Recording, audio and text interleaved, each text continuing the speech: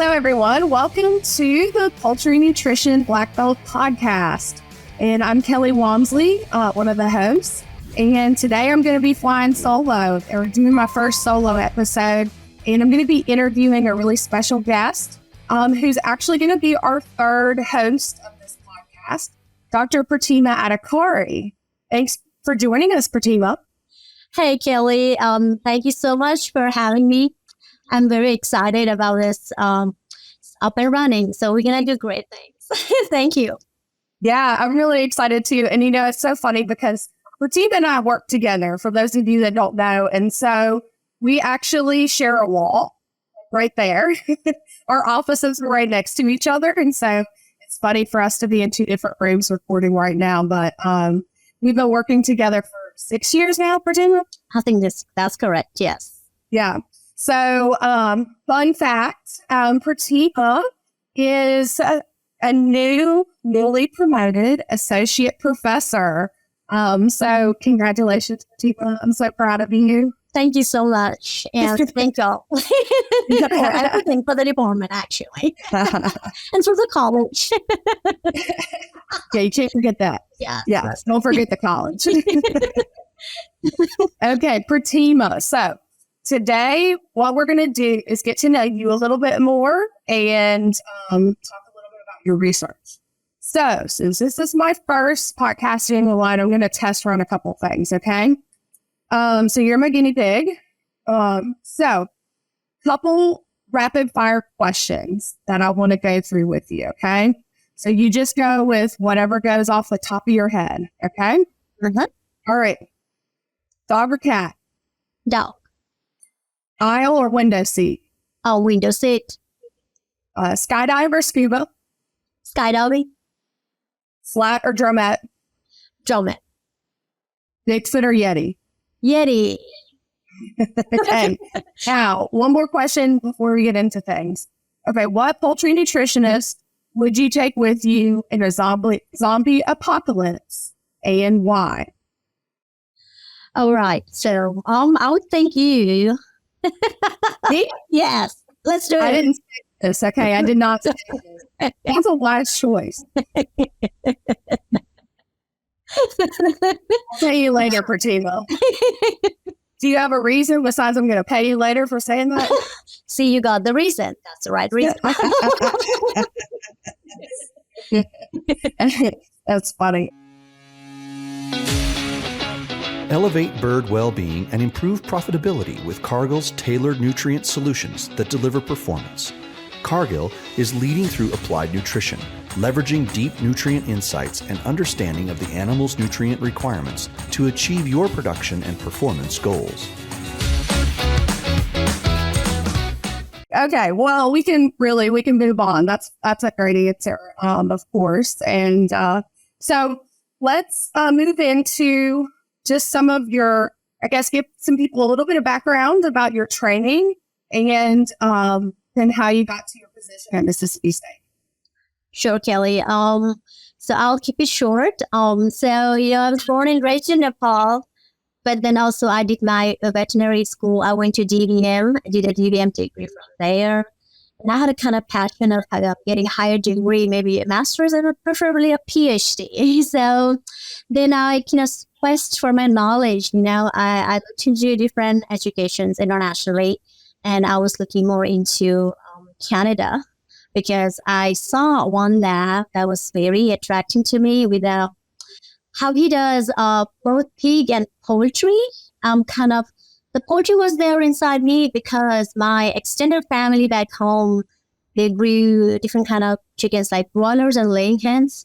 I'm not into that inside that I really want to do poultry.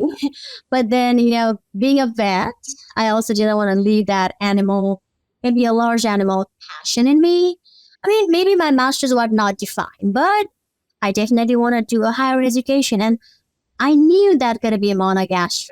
That's how I started searching for swine nutrition. So I joined my master's where I applied for this professor, Dr. 𝗪𝗀𝗀𝗀𝗀𝗀. He's just a great research student in pig and poultry. His lab is monogastric. I got an opportunity to join his lab as a graduate research assistant, master's level, and then that's my groundbreaking opportunity I got into. And your research, let me pause you for a second. So your research in your master's was with swine only, right? And what was kind of your, thesis title? Yeah.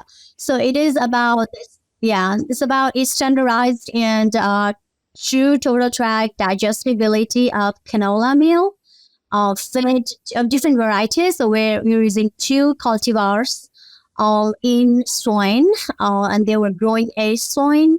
Not really a finisher, but just the growing edge. Then there were like 3 projects under that thesis. But, as I said, the lab used to work in poultry. So we're kind of helping, how we help the lab mates and the opportunity to learn about poultry. I think I'm going to start it. So then you saw the light, decided that you didn't want to work with swine anymore. Sorry, swine, cats. But you saw the light, came to the poultry side, and then went to UGA with your husband also. That's right. We have a fourth actor, so we went to the same lab. We're going to be for Ken's lab. That's interesting. I don't know. So I guess tell us a little bit about that and what you did there, and then kind of work with. The thing is that we don't have a single research. Thanks God. I mean, I don't want to conflict that much, but it's still like we're in a nutrition lab, Dr. O'Kim's lab, but then also we had different projects. Mine was more into looking into the Salmonella challenge model and looking into nutritional interventions, and especially with laying hens and some broiler study. So my dissertation is completely about the laying hens, but the broilers was all these companies' projects and side project that we're doing for Major Advisor. So I think that was kind of the main research I did. But then we did a lot of study with testing new products, new feed additives, enzyme research, and all this stuff. So I guess the idea about this project that we're doing in Dr. Kim's lab, which again, he had a kind of new lab too. So it's kind of always we work a lot to kind of establish ourselves and the Major Advisors. So we had a very good story. I mean, I would love to share about those interesting evenings and samplings and long days and nights maybe. So, I know a lot of your colleagues that you went to school with that came out of lab at the same time, and just all great, wonderful people that have gone and been very successful. And of course, Dr. Kim is an amazing researcher and professor and teacher, and just person too. And so I'm sure that you guys had a blast too. And also just very productive and learned a lot. I know whenever you came to interview for the position here, I've been here at 𝗚𝗎 State for a couple of years, and I hadn't known you very much. I didn't know you that well yet, but just with your personality, of course, it's hard not to get to know you very quickly. I knew you before I came out. Oh, wow, Kelly, not closely watched Mrs. I knew that. Because you always look for, look up, whatever.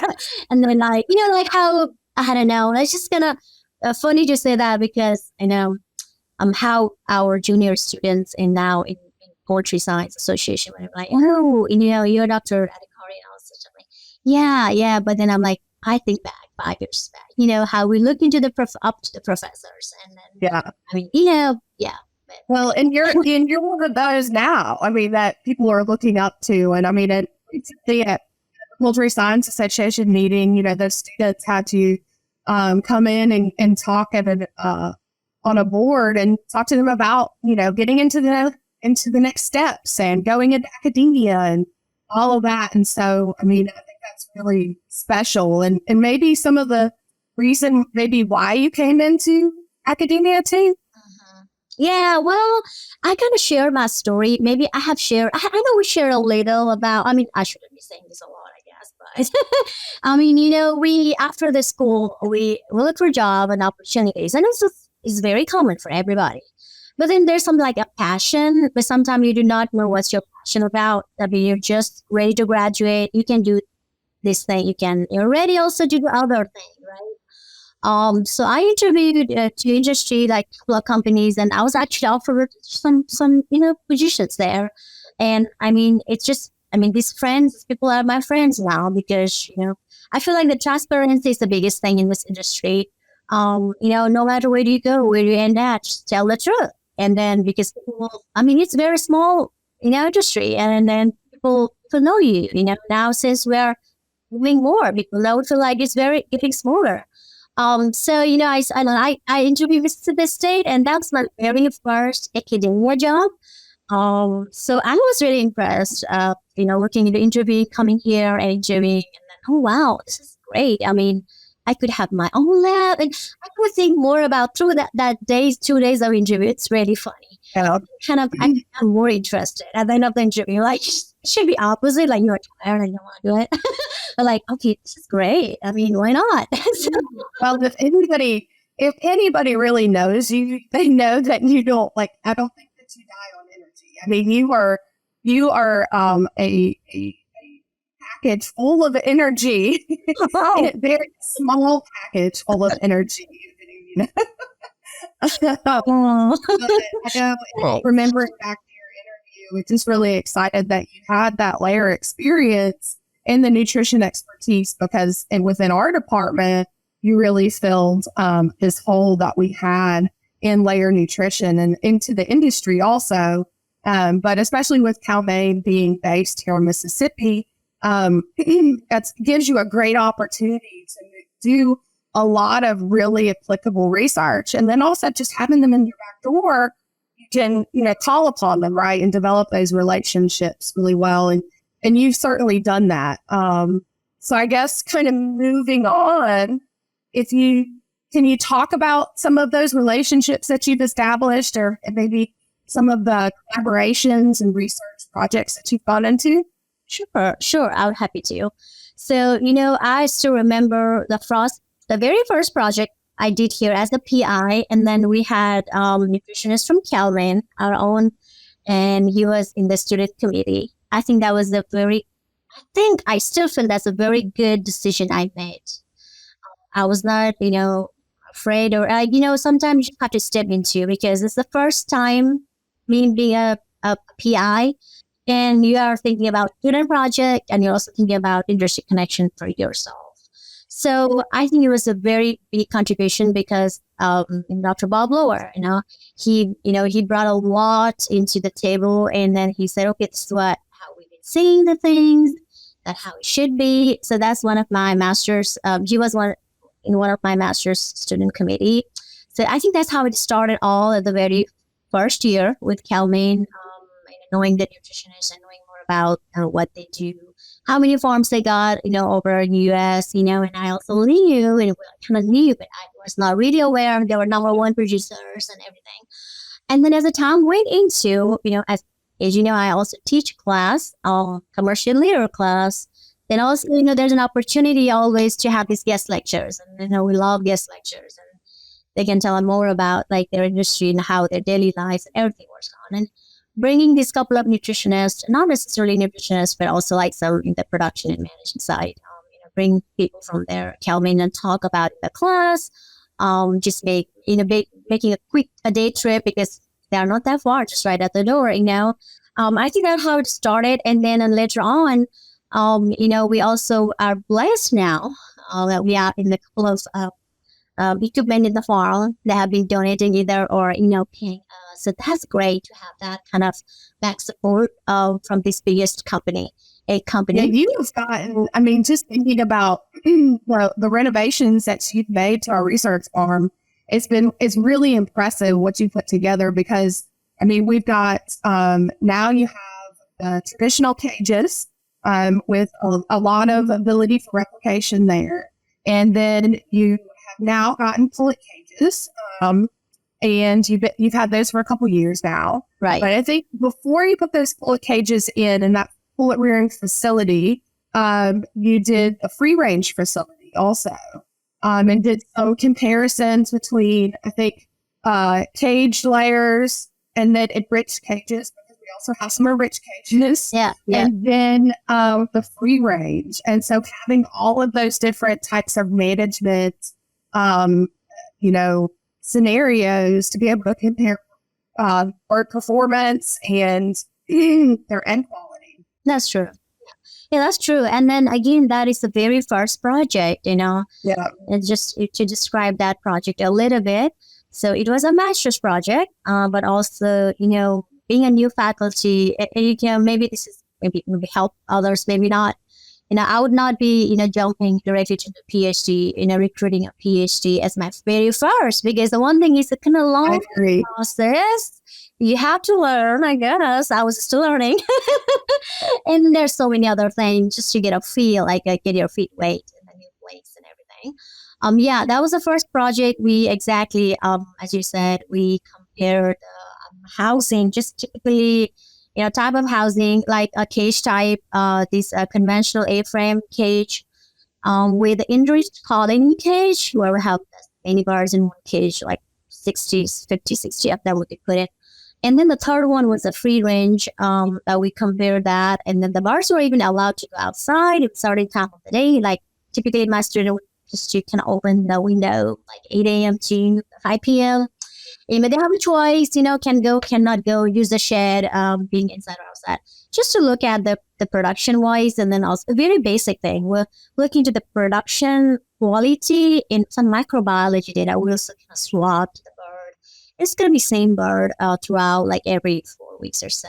Just to look at their microbiology profile, if that changed or not. That's the very first project. And, I could not stop thanking Dr. Ken Anderson for that. He's at Nancy State, and that's what I looked up to. I mean, you contacted him a lot to kind of get some information on the management, especially that free range facility, right? Absolutely. And I made a tour, and he could provide me some ideas, and I think it's kind of worked out. Yeah. No, he's a great resource, and I've interacted with him a lot in just different capacities of, and even in poultry judging and different things like that. And he's a great person and researcher too. So kind of moving on to some of the other research that you've done, really spanning, the whole, just looking at just a whole gamut of a variety of poultry nutrition type projects, especially, but also going into some food safety or type areas also. But, you've really leveraged, you've been really successful with U.S. poultry and egg dollars, and really aggressive with just trying to go out there and get funding from a variety of sources. So I applaud you in that. I think you've done a great job, and really been able to provide the industry too with some really great scientific sound data for them to go off of. So I think for me coming off of, I can think, and I've collaborated on a couple projects with you, just being on student committees. And I'm just thinking you've had some great projects with calcium, with limestone particle size. That's true. And then also some various enzyme projects, with protease enzymes. We're also looking at some phytase enzymes. And then you've also been looking at almond hulls. Yeah. And now you're going into some of the 𝗪𝗪𝗀 work. And so really broad range of projects. So it's really cool, and it's really fun to watch you and your lab work together. Now you're going into some amino acid work. And collaborating a little bit with the husband. Well, yeah, that's the company he works for. It's not his company, but that's true. That's true. Especially, that's exciting. I mean, you're right. I mean, we're working with in different avenues of layer research, all the way from a traditional nutrition, which I think we should, being a young faculty like you and me and everybody, we should not forget, traditional nutrition. That plays a role. And being a program here and in this platform, I want to just kind of mention to everybody that, that's what you have to learn, if you're coming from a nutrition lab, a very basic thing, formulating a feed, whatever software that would be, analyzing these, approximates. That's very, very common. Like there's not a question about it. So, that kind of research and all the way to testing a new alternative feed ingredients, just to look at the market price and compare that with soy and corn. Definitely there's always a market in the US and outside, but we'll see how that Almond Health project is really going to go. We just finished the project and we're working on the data on that. Definitely the super dose of phytates is something that the industry is trying to investigate, but really, again, it depends on your diet. So the ingredients profile of your diet. So maybe there's some more room for alternative ingredients that you can add in the phytates thing. We'll have this publication coming very shortly this year or so. And it's like of the cocci, as you know, the layer industry already started to vaccine this cocci, coccidiosis.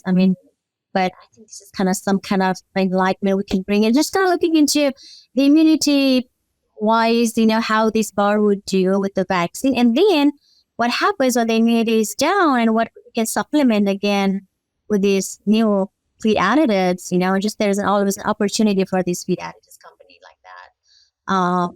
Just to look at the basic thing about the methods, So that's a couple of things we're doing. Ready for more sustainable poultry production? New data suggests that decreasing bacterial loads in feed using 𝗟𝗏 supports enteric health, leading to improved performance.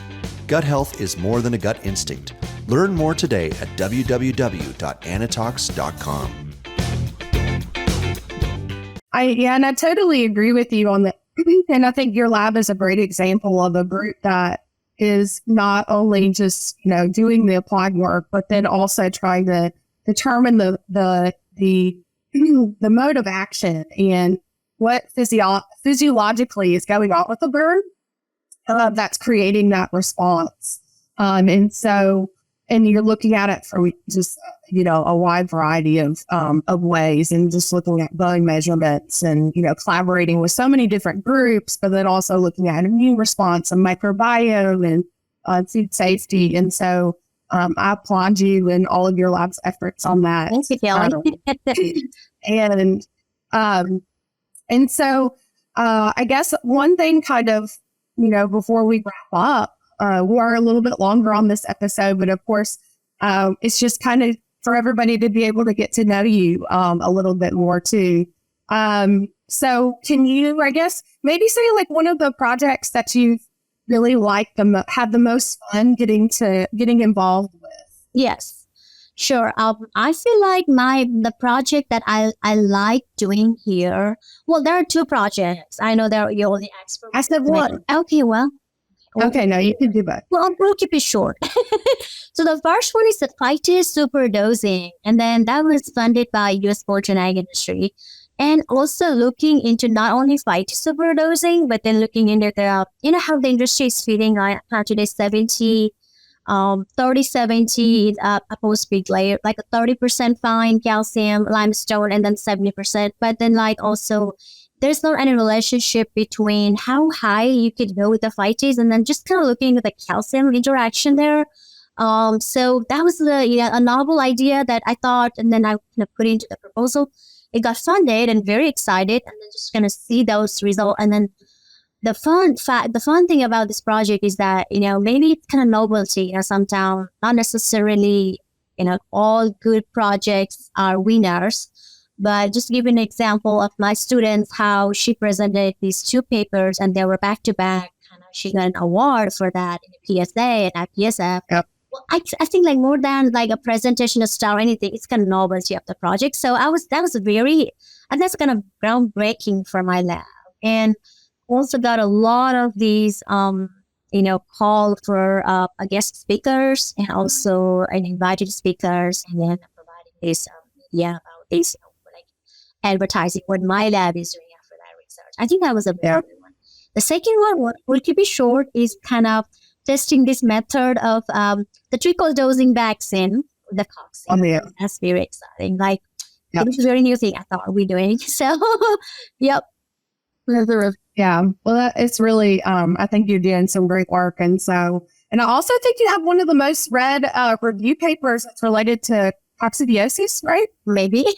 I think so. I think it's pretty high up there on the list, right? So yes, I think the listeners out there, viewers, tune into that because it is a really great paper too.